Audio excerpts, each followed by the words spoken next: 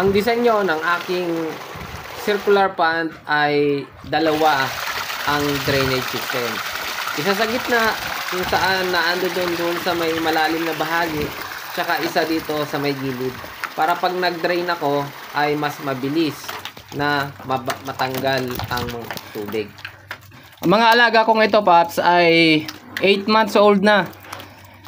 Ito yung natitira nung nag-harvest ako nung 6 months sila. Ayan madaming bansot. Kaya ang gagawin ko ngayon, kukunin ko itong mga maliliit, yung mga tinatawag ko na bansot, para ilipat ko doon sa earth pond natin. Kasi experiment natin kung itong mga bansot na to ay lalaki doon sa ating earth pond na ginawa. So kukunin natin yung maliliit, titimbangin natin kung anong average weight, yung mga ganito. Para pag tinignan natin ulit after nung how many period kung lumaki nga sila o hindi. Tingnan din natin itong 8 months, yung malaki kung ilan na yung timbang. Oh, wow. Ilan, mahirap nga lang huliin yung malaki.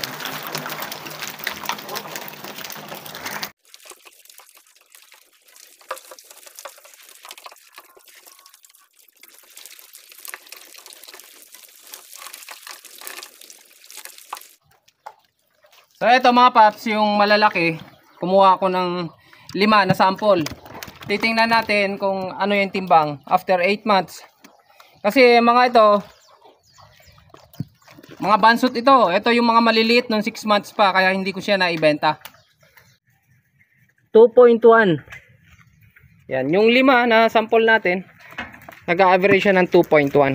Ibig sabihin, halos kalahating kilo na ang timbang ng bawat isa.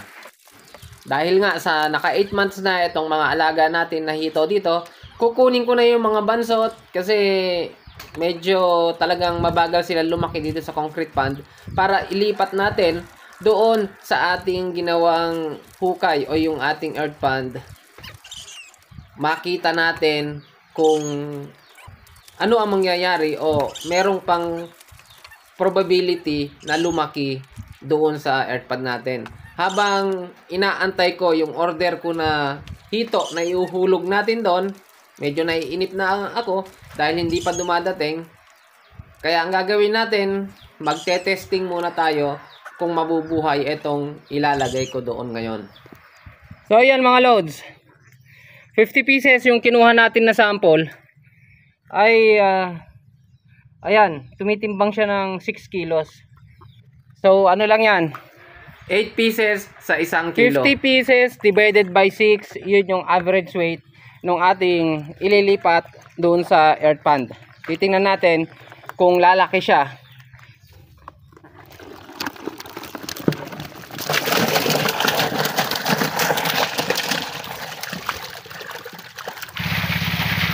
Yan, patubigan na natin ulit itong ating hito concrete pond para hindi naman sila matagalan na ma-expose, hindi sila ma-stress. Kasi nagiging minsan yan ng pagkakasakit ng ating mga isda. Ito mga paps, meron tayong abono rito. Ito kasi yung available ko dito sa bahay. Ano to? Complete fertilizer. Yan. Kulang-kulang na 1 kilo. 3/4. Ito sana ay gagawin kong 2 kilo. Pero ito pa yung available sa akin ngayon. Kaya ito ang ilalagay ko sa fish pan. Lagyan ko ng abono yung fish pan. Para gumanda yung kanyang tubig, lagyan natin ng abono para maging berde. Yung tutubuan ba ng lumot? Yan, ganyan lang gagawin natin sa abono. Lagay natin sa sako. Tapos lalagay natin sa fish pan.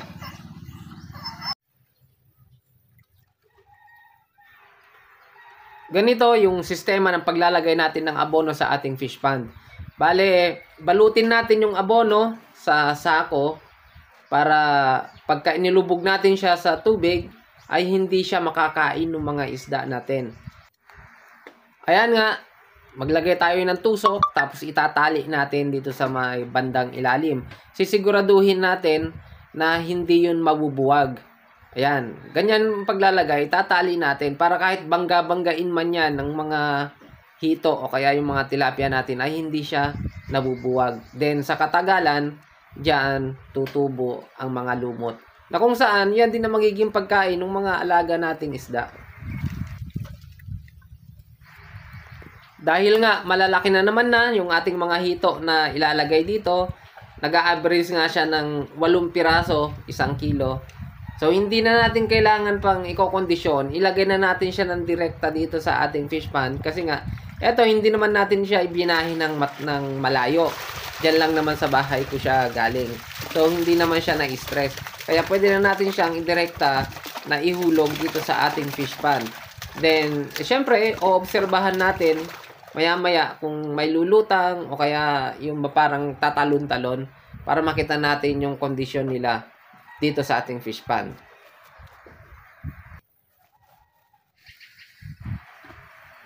So ayan mga paps, pagkaraan ng mga ilang minuto, nakita naman natin na parang okay sila dito sa ating fish pan. Tingnan mo nga, nakakalubog, hindi nga sila umaahon. Kundi, ayan, medyo malikot sila, nakikita ko na patakbo-takbo, ganon. Ibig sabihin, ang kondisyon nila sa fish pan natin ay maayos. So, dito muna sila, then obserbahan natin sila a couple of days. Dalawang bagay ang aabangan ko sa fish pan ko na to. Kung yung hito ay kayang mabuhay dito. Pangalawa, kung yung hito at tilapia ay pwedeng pagsamahin sa isang fish pan na ganito. So nakikita ko parang mabubuli yung tilapia. Although medyo malalaki na rin sila, pero outnumbered yung tilapia dito. Kasi yung tilapia dito, nasa 20 pieces na lang. Tapos yung inilagay ko na hito dito, ay 50 pieces. Pero hindi naman ganong kalakihan, pero syempre, mas matapang yung hito kaysa yung tilapia. So titingnan natin kung aling species ang mananaig dito sa fish pan, tilapia o kaya yung hito. Tilapia versus hito. Pero sana mabuhay silang dalawa, sana pwedeng pagsamahin sa fish pan na ganito para at least kahit papano dalawa ang ating haharvestin sa isang fish pan. So yan ang pakakabangan natin paps sa mga susunod na vlogs natin. After siguro 10 to 15 days, tatanggalan ko ng tubig to.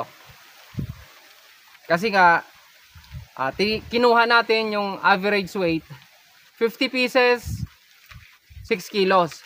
So, nag-a-average yan ng 8 pieces per kilo. So, after a few days siguro, 10 or 15 days, tatanggalan ko ng tubig to para makuha ko yung hito. Para makapag-sampling ulit tayo, matimbang natin kung merong nagbago sa timbang ng ating mga hito. Salamat sa inyong suporta mga paps.